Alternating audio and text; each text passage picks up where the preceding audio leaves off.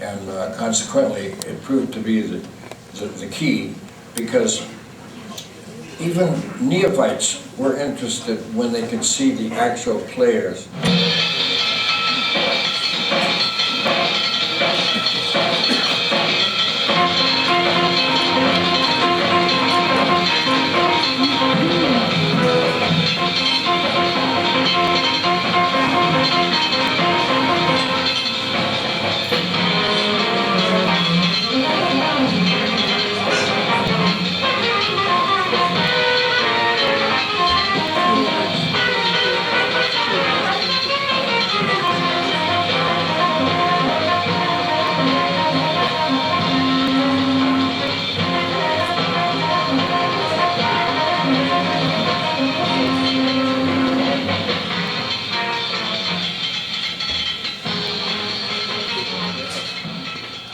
Today's young jazz fans know little of a place called the Lighthouse Cafe. Throughout the decade of the 1950s, it was the premier jazz club in Los Angeles. The Lighthouse played an important role in the acceptance of modern jazz in California. It helped the careers of many major jazz stars, and it helped get jazz in. You're a great audience. You laughed at just the right places. It made me feel so good. Any questions? But happened to open lots of doors having the same last name. Because he's very famous in the West Coast scene. Eric's my son. Ray Avery is one of the deans of West Coast jazz photography, and a good friend and acquaintance of mine until a few years ago when he passed away. But a wonderful man. He was often at the Monterey Jazz Festival. Ray Avery had a record store. Correct. The question was, did he have a record store? Any other questions? Yes. Do you play an instrument? Do I? I'm a very amateur saxophone player. Yes. King. That's Koenig is king in German. Pardon me. Yes, I did all the interviews. I just took a camera in and went to their houses and various places and interviewed. I believe it was about 2.5 to 3 years ago. Yes. Did you interview Dave Brubeck? No, I didn't interview Dave Brubeck.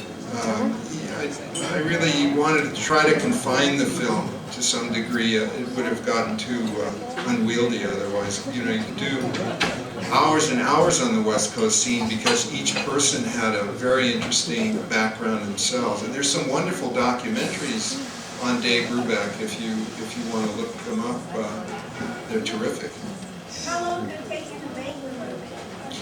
I started the movie about 4 years ago. I took a class at Cabrillo College in digital filmmaking. Yay, Cabrillo! And the final project was a 5-minute version of this film. So that's the way it started. No, Howard does not have a website, although he does have a computer and he does email. Yes. I thought it got better as I went along. I learned a few things, but thank you. Appreciate that. Any others? Yes, I one just back. want to say I think that you did a great job and that you really captured people wonderfully and very heartfully, and it was really a pleasure to see you. Thank you so much. I appreciate that.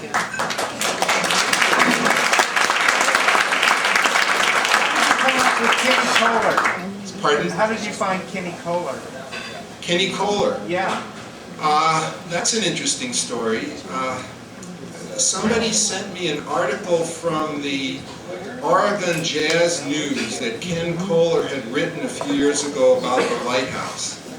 And this is typical of doing documentary work. It's kind of like detective work in a way, which makes it fun.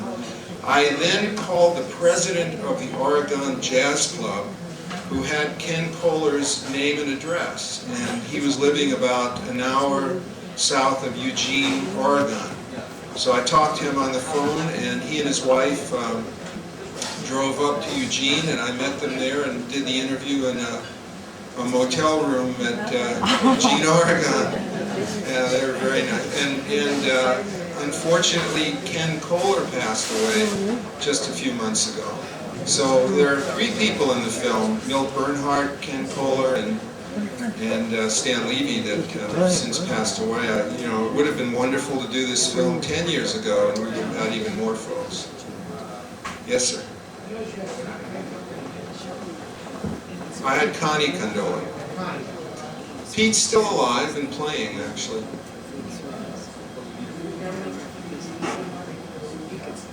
With the Lighthouse All-Stars? No, he really wasn't a member of the Lighthouse All-Stars. Pete Condoli we're talking about. Connie Condoli was a member in the mid-50s for a while, and then went on to Shelley's Manhole, played with Shelley's group for a long time. Yes, yes. Whatever happened to Stan Kenton's big band? It continued on into the 70s. He got a lot of young players in, and you know, there's a long story, and there are some incredible fans of Kenton, of course, so that's a whole other subject in itself. I don't know that a good documentary has been done about the Stan Kenton Orchestra, but I rather think they can be pieces of advice that was actually in the newspaper article today. But I asked my son, who's, as I like to say, the best thing I ever